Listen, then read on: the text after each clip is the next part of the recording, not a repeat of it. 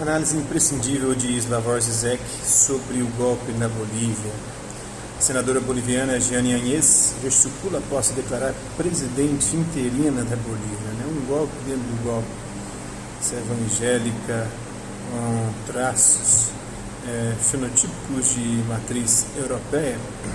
Se deixarmos de lado o possível papel do lítio no golpe, a grande questão é: por que a Bolívia representa por mais de uma década um incômodo tão grande ao estabelecimento liberal ocidental? O motivo é muito peculiar. Vamos conhecer um pouquinho disso na análise do Slavoj Žižek. Embora eu seja por mais de uma década um firme apoiador de Evo Morales, devo admitir que, depois de ter lido sobre a confusão que se seguiu à controversa vitória eleitoral dele, fiquei mergulhado em dúvidas. Teria ele também sucumbido à tentação autoritária, como na Venezuela, Morreu com muitos esquerdistas radicais no poder? Contudo, depois de 1 ou 2 dias, as coisas logo ficaram claras. Brandindo uma enorme bíblia encadernada em couro e se autoproclamando presidente interina da Bolívia, Jeanine Áñez, a segunda vice-presidente do Senado, declarou: a Bíblia retornou ao palácio do governo. Eles querem colocar o cristianismo na Europa de novo no poder, o eurocentrismo, e tirar qualquer resquício de matriz indígena. Então, e emendou: queremos ser uma ferramenta democrática de inclusão e unidade. O recém-impossado gabinete de transição, contudo, não continha uma única pessoa indígena, que é a maioria da população boliviana. Isso já diz tudo. Embora a maioria da população da Bolívia seja composta de indígenas ou mestiços, até a ascensão de Morales, esses setores eram efetivamente excluídos da vida política. Eles não mandavam merda nenhuma, Tinham que se submeter aos mandos e desmandos daquela casta europeia que tomou conta do país desde a colonização, reduzidos à maioria silenciosa daqueles que fazem seu trabalho sujo nas sombras. O que aconteceu com Morales foi o despertar político dessa maioria silenciosa que não se enquadrava na rede de relações capitalistas. Não eram ainda proletários no sentido moderno, permaneciam imersos em suas identidades sociais tribais pré-modernas. Foi assim que Álvaro Garcia Lineira, o vice de Morales, descreveu a situação.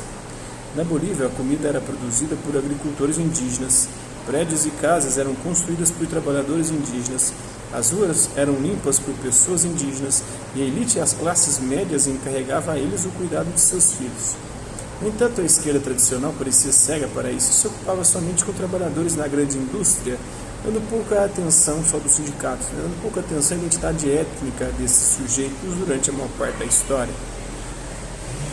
Para compreendê-los, precisamos incorporar nesse quadro o peso histórico da condição deles. Essas pessoas são sobreviventes de possivelmente o maior genocídio, o holocausto da história da humanidade.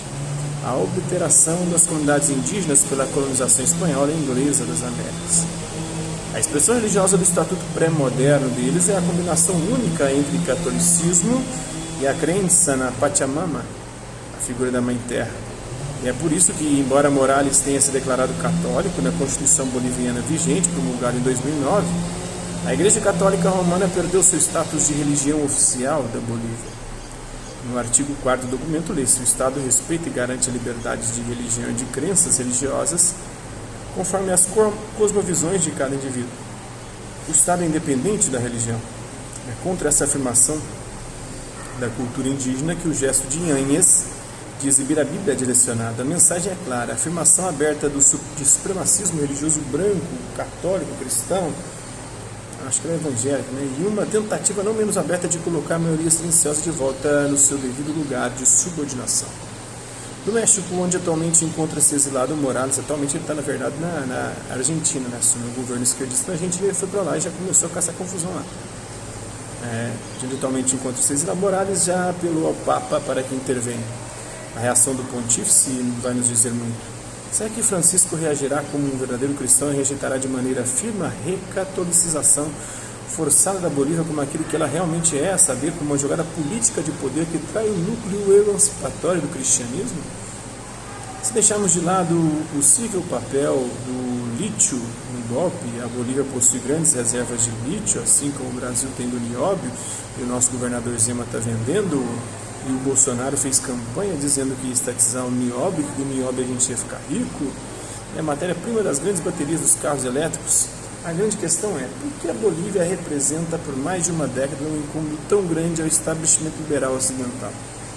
O motivo é muito peculiar. O fato surpreendente de que o despertar político do tribalismo pré-moderno na Bolívia não resultou em uma nova versão do Sendero Luminoso ou do show de horrores do Khmer Rouge. O governo Morales não se enquadra na história conhecida da esquerda radical que, ao tomar o poder, estragou tudo econômico e politicamente, gerando pobreza e passou a manter seu poder por meio de medidas autoritárias. Uma prova do caráter não autoritário do governo Morales é que ele não expurgou militares e forças policiais de seus opositores, razão pela qual eles se voltaram contra ele e o depuseram. Morales e seus seguidores, é claro, não eram perfeitos. Eles cometeram erros, haviam conflitos de interesse no interior de seu movimento. No entanto, o balanço geral é realmente impressionante. Morales não era Sanches ou Chaves.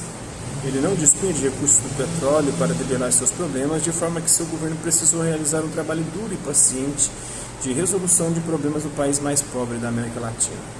O resultado não foi nada menos do que milagroso. A economia deslanchou, os índices de pobreza caíram e a saúde pública melhorou. E tudo isso garantindo que as instituições democráticas, tão caras aos liberais, continuaram funcionando.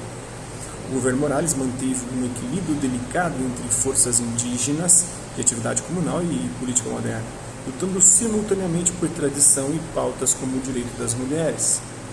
Para que seja contada a história inteira do golpe na Bolívia, precisamos de um novo Julian Assange, de um Snowden, para trazer à tona documentos secretos relevantes para a gente ver quem que interferiu nos bastidores da política ali, assim como no Brasil, assim como na Venezuela, assim como na Argentina. A gente tem que ver quem que está operando aí no mundo, no submundo da política para fazer isso.